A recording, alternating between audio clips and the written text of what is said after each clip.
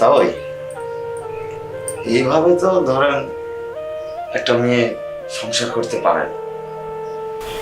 আপনি সব দোষ আমার বোনের দিলেন, আপনার ছেলের দোষ দিলেন না।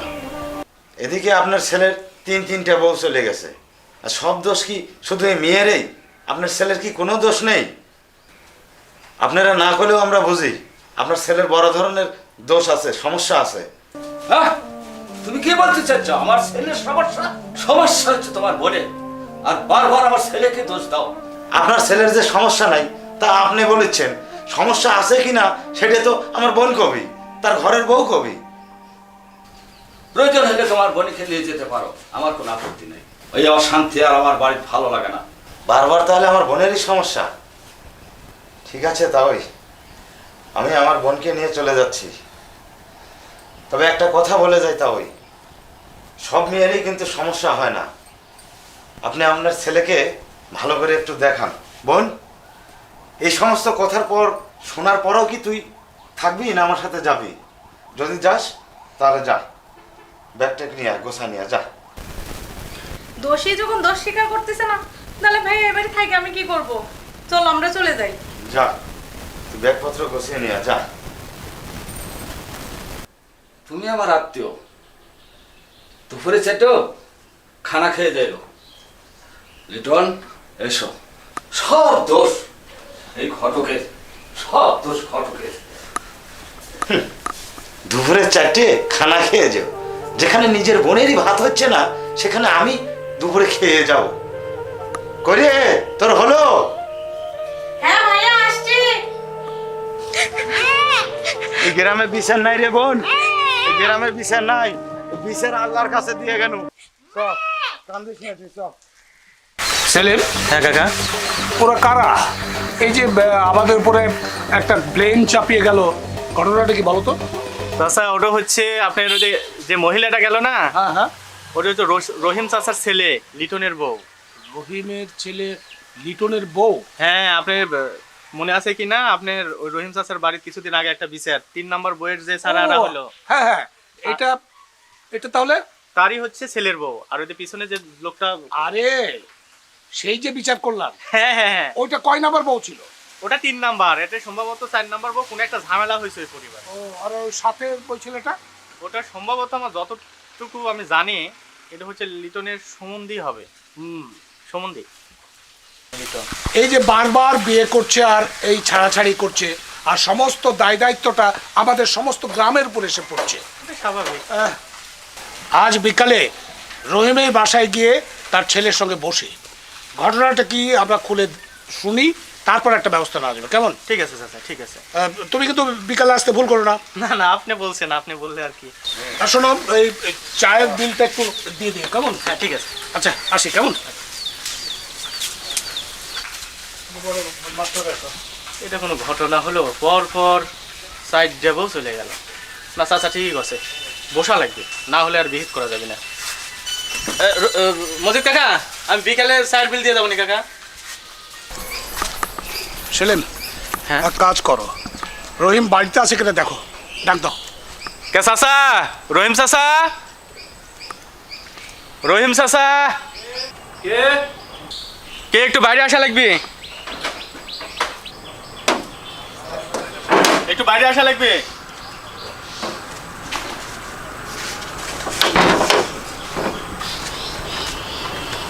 হ্যাঁ, একটু বাইরে আসা লাগবে। লিটন, আসিচ্ছি আসিচ্ছি। আসসালামু আলাইকুম। ওয়ালাইকুম আসসালাম। তোর আব্বা কোথায়? আব্বা তো নাই কো, আব্বা একটু বাইরে গেছে। কি বাহিরে বলেন গেছে? বলেন, আমাকে বলেন, সমস্যা নেই। তোমাকে বলতে হবে, কেমন করে যে বলি। আচ্ছা শোনো, ওই যে আজকে দেখলাম বাজারে, সকালে বাজারে তোমার বোধহয় সম্ভবত এটা কত নম্বর বউ, জানি কত নম্বর বউ? এটা 4 নাম্বার হবে। 4 নম্বর বউ। হ্যাঁ। 4 নম্বর বউ আজকে সকালে বাজার দিয়ে যেতে যেতে আমাদের সমাজের প্রত্যেকটা লোককে তিরস্কার করতে করতে গেল। এটার কারণটা কি আমি জানতে পারি? চাচা, আপনি আসলে মানে যে ইয়েতে কথা বলতে চাচ্ছেন, আমি ঘটকের পাল্লাত পরে এ পর্যন্ত 4টে বিয়ে করছি। একটা বউ ভালো না, সব বইয়ের চরিত্র খারাপ। এটা কি বলো? এখন এই বইয়েরও আমি ক্লেম পাচ্ছি, এই জন্য এই বইকে আমি ভাত দিব না। আচ্ছা আমি সেটা পরে দেখবো নি। কি ক্লেম পেয়েছো সেটা তো তোমার 4-4টে বউকে জিজ্ঞেস করলেই পাওয়া যাবে। কিন্তু ব্যাপারটা হচ্ছে কি, আমাদের সঙ্গে যদি খোলামেলা আলোচনা করতে তোমার জন্যই ভালোই হতো। যে ঠিক আছে, তুমি যখন বলতে চাচ্ছ না, আমি তোমার আব্বার সঙ্গেই কথা বলে নেব। তুমি একটা কাজ করো, আমার কাছে বলতে যদি তোমার লজ্জা বোধ হয়, সেলিমকে সব কথা বলো। আমি আরেক সময় এসে তোর বাবার সঙ্গে কথা বলে যাবো, কেমন? আমি আসি। সেলিম, ভালোভাবে খোঁজখবর নে। হ্যাঁ, তার মানে তুই খবর চাচ্ছ এই সাইডটা বউ চলে গেল, সব বউয়ের চরিত্র খারাপ আর তোর চরিত্র ভালো? হ্যাঁ, মানে আমরা বুঝি না, তোর শরীর দেখে, তোর ভাবভূমি দেখে আমরা বুঝি না তোর ভেতরে সমস্যা। শোন, স্টেট কার্ড এই যে চাচা যেটা বলে গেল তুই মুখে স্বীকার কর। আর না হলে ভাই, এই যে তোর বউ যে চলে গেল, বাড়ি কিন্তু আমরা চিনি। আমরা যদি কোনোভাবে যদি তোর ক্লেম পাই, গায়েত কিন্তু থাকা হবে না, তোর যত বড় ইয়ে হইস। কারণ এই সাইডটা বউ যাওয়া এটা কিন্তু জানো তেন কথা না। চাচা যেখানে সেখানে গেলে মুখ পায় না, আমরা মুখ পাই না, গ্রামের মানুষ মুখ পায় না। কি বাসো তোরা? ঠিক আছে, যখন স্বীকার করলো না, যাই দেখবো নি কিভাবে গ্রামে থাকতে পারিস। ভাই হ্যাঁ, কর। সবচেয়ে মাতব্বর চাচা হলো মুরব্বী মানুষ। ওনার সামনে তো আর সবকিছু বলা যায় না। আমার ভাই, আমার বিষয় হচ্ছে ভাই, আমি যদি বইয়ের তালাক না দিয়ে বউ যদি আমার তালাক দেয়, বিষয়টা খারাপ লাগে না? খারাপ তো অবশ্যই, পুরুষ মানুষের তো একটা ইয়ে আছে। সমাজে আমার ইয়েটা কোন জায়গায় চাকরি কোন ভাই? আমি বাধ্য হয়ে যে কাজ করছি ভাই, আসলে সমস্যা কারোই না, এই সমস্যাটা আমারই ভাই। আপনি ঢাকা হচ্ছে ওই যে বিভাগীয় প্রধান ইয়েত লেখা আছে। আব্দুল বাসিত। হ্যাঁ হ্যাঁ হ্যাঁ, ওনার কাছে দেখে আছে, ওই ওষুধ লিখে দিছে, যখন খাই তখন ভালো, খাওয়ার পরে এখন আর ওগুলো ওষুধও কাজ হচ্ছে না ভাই। কে ভাই, তুই কোনো কবিরাজ দেখাস? কবিরাজ ভাই, কবিরাজে আমার বাপও বিশ্বাস করে না, আমিও করি না ভাই। কবিরাজ ওই দেখা যাচ্ছে ওই কবিরাজের ওষুধও এখন দেখি ওই হোকারের বেচে, কয়েক আসামি ওষুধ খাইলে কাম হবি, তবে 1 কোটি এসে খাসিলাম, কিচ্ছু হয় না ভাই। ওই ওই জন্য কবিরাজের বিশ্বাসই করি না। শুনলি টন, তোকে একটা সৎ উপদেশ দেই। এখন জানি না তুই আমাকে বিশ্বাস করবো কিনা, তবে গায়ের মানুষ, প্রতিবেশী, বন্ধু বান্ধব, তারপরে আমি কিন্তু চাচার সাথে থাকি। হ্যাঁ, বিচার আচারে কিন্তু আমি চাচার সাথে যাই। এই জন্য আপনার কথাটা আমি খুলে কইলাম ভাই। আমার কাছে একটা কবিরাজের সন্ধান আছে ভাই। তুই শেষবার ঠকা মনে করে তুই আমার কথাটা বিশ্বাস কর। গোপাল কবিরাজ, সিংড়া থানা, চৌগ্রাম, বড় চৌগ্রাম, গোপাল চন্দ্র ঘোষ। হিন্দু মানুষ? হ্যাঁ, একদম মানে কি কব ভাই, মানে অবশ্য এটা আমি মানি যে হিন্দু মানুষেরা আর যাই কই মিথ্যা কথা খুব কম। এই যে ধরছো। তারপরে তুই ইউটিউবে সার্চ দিয়ে দেখিস নাম লিখে সার্চ দিয়ে দেখিস যতগুলো রোগী ওনার কাছে গেছে, প্রত্যেকটা একদম সরাসরি লাইভ ভিডিও করে ছাড়িয়েছে ভাই, এত সুন্দর। তারপরে আমি নিজে প্রমাণ যে আমি কি ছিল পাগল। সেদিনকে আমি ইউটিউব দেখতে দেখতে ওই একটা ইয়ে ছিল ভাই, কিন্তু আমি মানে ইয়ে করিনি, গ্রাহ্য করিনি। আমার সমস্যা হচ্ছিল যাবো কোন চাচার মাধ্যমে তো যাওয়া। এখন আমি মুরব্বী মানুষের ঘর পাই না, কিন্তু চাচা বুঝার আছে, পরে নিয়ে গেছে ভাই খাওয়ার পর। এখন কি কব, তুই একটা বার একটু দেখ ভাই। ভাই তাহলে আমাকে ওই নাম্বারটা দিয়ে যান ভাই। নাম্বার আমি তোকে সরাসরি নিয়ে যাবো, নাম্বার দিয়ে কাজ হলে সরাসরি নিয়ে যাবো। তাহলে কবে আসবো ভাই কোন? রিসেন্টলি কাজ করি, কারণ যে সময় কাজ হয় ভাই, তাহলে এই বইয়ের মানে তালাক নামা এখনো ইয়ে হয়নি ভাই, বইকে আমি আবার নিয়ে আসবো ভাই। তোর কিছু করা লাগবে না ভাই, তুই এসব একদম ঠান্ডা মাথায় কাজ কর, আমি তোর সাথে করে নিয়ে যাবো। তুই খালি একবার খাওয়া দেখ, না হলে গ্রামের মানুষ তো চাচার কাছে একটা নালিশ দিস যে আপনার সাথে থেকে সেলিম ভাই আমার এতবার কাজ করলো। কবিরাজের কাছে যাই কোথাও খোয়া যায় কোন? আমি আছি দেখ, রোগ আগুন এগুলো লুকাতে নাই, আগুন লুকালেই জ্বলে তাহলে উঠবে। ভাই আপনি আমার একটু উপকার করেন ভাই, আমার কবে নিয়ে যাবেন ভাই কোন? কালকে যাবো। শোন, তুই তাহলে এখন যা, আর আমি দেখি তোর বাপের সাথে তো চাচা কোথাও বসতে, আমি না হয় কোনোভাবে একটু থামায় রাখি। চাচাকে ম্যানেজ করেন ভাই, আমার মান সম্মান থাকবি না ভাই, চাচা যদি আমার বইয়ের বাড়ির যায় ভাই, আমি আছি, একটু ম্যানেজ করেন। তুই নিজের দুর্বলতা কথা আমাকে কোসো, আমি আছি, আমি দেখবো না। তুই আপাতত যা ভাই, তারপরে আমি ফোন দিলে চলে আসিস, 2 ভাই চলে যাবো। হ্যাঁ আচ্ছা ভাই, ধন্যবাদ ভাই। বাড়ির ভিতর চলে না না, এখন যাবো না ভাই, যাই আবার চাচা আমার ছাড়া কিছুই বোঝে না, এই একটু পর দেখবো যে ফোন দিবি। হ্যাঁ যা ভাই। আচ্ছা ভাই, আসসালামু আলাইকুম।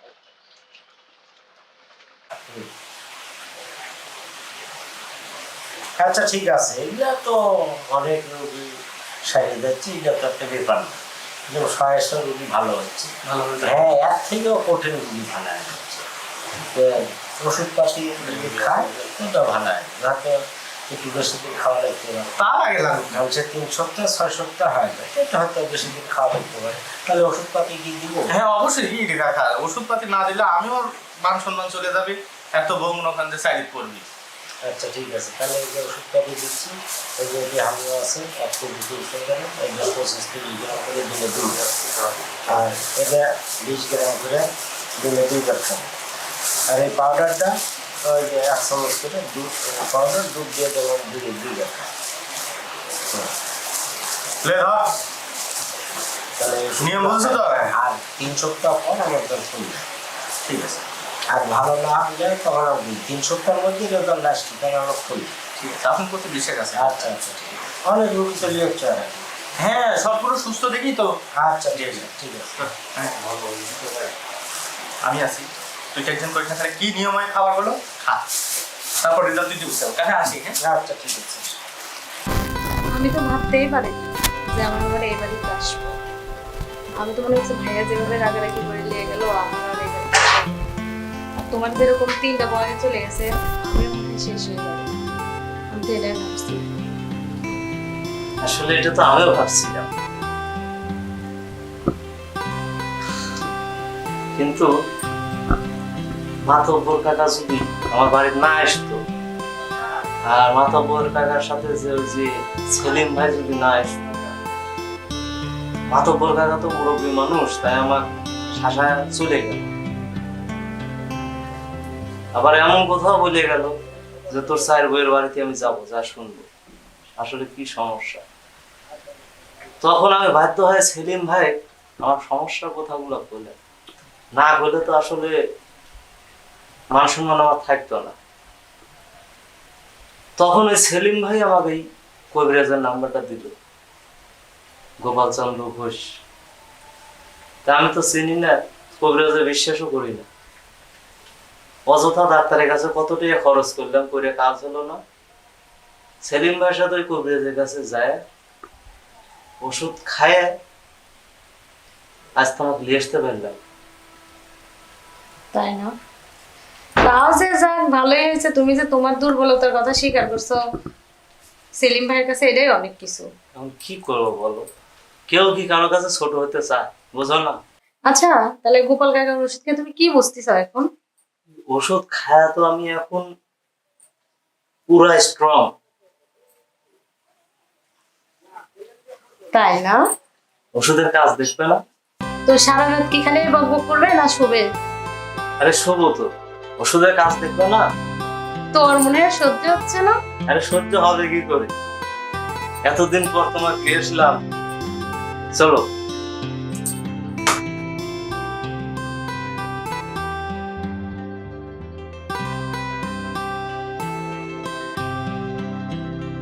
বাবা ওষুধ যে সেই ওষুধ দিছে তোমার।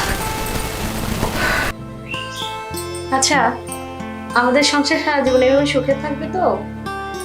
দেখো, কবিরাজ ওষুধ দিয়ে যখন বলছে যে 7 দিনে কাজ হবে, কোথাও তো হচ্ছে, আবার এই কোথাও বলছে যে তার ওষুধ কাজ করে চিরস্থায়ী। তবে আমার এখন এটা দৃঢ় বিশ্বাস, তার ওষুধ যখন খাচ্ছি সারা জীবন আমি এরকমই সুস্থ থাকবো। দেখো, অন্তত আজকে এটুকু বুঝলাম, 3টা জিনিস কখনো গোপন করতে নেই: শত্রু, আগুন আর রোগ। শত্রু গোপন করলে ধীরে ধীরে বিপদে পড়তে হয়, আগুন লুকালে যেমন ধীরে ধীরে পুরে ছাই হয়ে যায়, ঠিক সেরকম রোগ লুকালে এই আমাদের মতো সকলের সংসারেই এরকম সমস্যা সৃষ্টি হবে। তাই আমি সবার উদ্দেশ্যে বলবো, কেউ যেন তার এই রোগ সম্পর্কে কখনো কাউকে মিথ্যা কথা না বলে আর রোগ লুকায় না রাখে, তাহলে সে কখনো সঠিক চিকিৎসাও পাবে না, তার জীবনে সংসারও হবে না। নমস্কার, আমি রতন কুমার, RK এন্টারটেনমেন্ট চ্যানেলের পক্ষ থেকে আপনাদেরকে অভিনন্দন ও অডেল ভালোবাসা। তো প্রিয় দর্শক, আপনারা এই মুহূর্তে যে নাটকটি উপভোগ করলেন, সেটি আসলে আমাদের প্রযোজিত একটি শর্ট ফিল্ম। তো আমরা প্রতিনিয়তই নতুন নতুন শর্ট ফিল্ম, নাটক এবং বিনোদনের ভরপুর ভিডিও আপনাদের উপহার দিয়ে যাচ্ছি। আপনারাও পাশে আছেন, এজন্য আপনাদেরকে অনেক ধন্যবাদ। তো আজকের নাটকে যারা ছিলেন, আমাদের ডিরেক্টর সেলিম ভাই, অভিনেতা মুসা ভাই এবং সালাম ভাই, এবং নায়িকা রীতি দিদি, কবিরাজ শ্রী গোপালচন্দ্র ঘোষ এবং আমাদের শ্রদ্ধেয় গুরু নান্নু স্যার। তো সকলের পক্ষ থেকে আপনাদেরকে অভিনন্দন। সো দর্শক, আসলে আপনারা যে নাটকটি দেখলেন, নাটকে কবিরাজ চরিত্রে যাকে আপনারা দেখলেন, তিনি প্রকৃতপক্ষে আসলে অভিনেতা না, তিনি প্রকৃতপক্ষে সত্যিকারে একজন কবিরাজ এবং খুব সুনামধন্য কবিরাজ। দেশের বিভিন্ন জায়গায় ওনার সুখ্যাতি আছে। তো উনি আসলে ভালো একজন চিকিৎসক। দর্শক, চলুন আমরা তার মুখে শুনে নিই তিনি কি কি রোগের চিকিৎসা করে। চলুন আমরা তার কাছ থেকে জেনে নিই তিনি আসলে কি কি রোগের চিকিৎসা দিয়ে থাকেন। তো আপনি কি কি রোগের চিকিৎসা দিয়ে থাকেন দর্শকদের একটু বলবেন। নমস্কার, আমি কবিরাজ শ্রী গোপালচন্দ্র ঘোষ। আমার বাড়ি চৌগ্রাম, থানা সিংড়া, জেলা নাটোর। Mobile number 01740553705। আমি অনেক ধরনের রোগের চিকিৎসা দিয়ে থাকি। আমি একজন চিকিৎসক, আমি অভিনেতা নয়, আমি একজন কবিরাজ চিকিৎসক। আমি বিভিন্ন রোগের চিকিৎসাপাতি দিয়ে থাকি, যেরকম মা বোনদের যেরকম লিভার, কিডনি, শ্বাসকষ্ট, প্যারালাইসিস, পুরুষদের সেক্সের সমস্যা, মেয়ের রোগের সমস্যা, মা বোনদের বাচ্চা কাচ্চা হচ্ছে না, জিনভূত, জাদুবান, এগুলো অনেক ধরনের চিকিৎসাপাতি আমি করে থাকি। তা গ্যারান্টি সহ করি। গাছগাছরা দিয়ে নিজে ওষুধপাতি বানাই, নিজে এইসব রোগের চিকিৎসাপাতি করি।